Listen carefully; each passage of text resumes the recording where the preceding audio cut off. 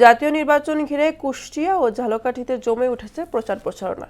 নিজেদের বিজয় নিশ্চিতে প্রার্থীরা রাত দিন চষে বেড়াচ্ছে নির্বাচনী এলাকা। দলীয় ইশতেহারের পাশাপাশি এলাকার উন্নয়নের দিচ্ছেন নানা প্রতিশ্রুতি। যোগ্য প্রার্থী বেছে নিতে অপেক্ষায় আছেন ভোটাররা। প্রতিনিধিদের তথ্যে মিশাল বিনতে আনোয়ারের প্রতিবেদন।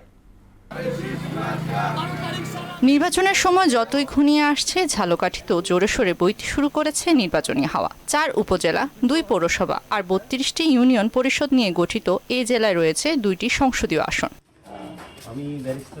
সকাল থেকে রাত পর্যন্ত ভোটারদের কাছাকাছি যাচ্ছেন প্রার্থীরা, শুনছেন সমস্যার কথা, দিচ্ছেন সমাধানের প্রতিশ্রুতি। রাস্তাঘাট, কালভার্ট এবং নদীগর্ভে এই দেশ বিলীন হয়ে যাচ্ছে এবং এটা প্রতিরোধ করবে ইনশাআল্লাহ। আধুনিক একটি মডেল পৌরসভা এবং জেলা শহর হিসাবে আমরা দেখতে চাই, এবং বিশেষ করে একটি প্রযুক্তি বিশ্ববিদ্যালয়, যার মাধ্যমে এদেশের বেকার যুবকদেরকে একটি কর্মসংস্থান ব্যবস্থা নিশ্চিত করা যায়।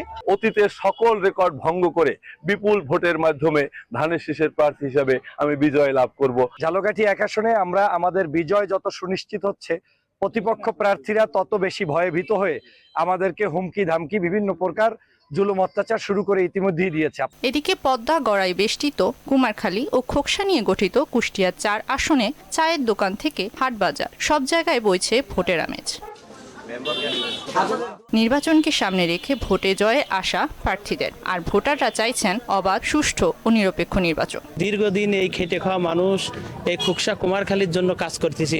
আমার জনগণের এইবার মুভমেন্ট একটা, এবার খোকসা কুমারখালীর জনগণ হবে এমপি হবে খাদেম। এবার সিস্টেমটা আমি চেঞ্জ করতে চাচ্ছি, আমার মূল লক্ষ্য উদ্দেশ্য। যে দেশে দুর্নীতি নাই সেই দেশ উন্নয়নশীল এবং উন্নত দেশ হবে।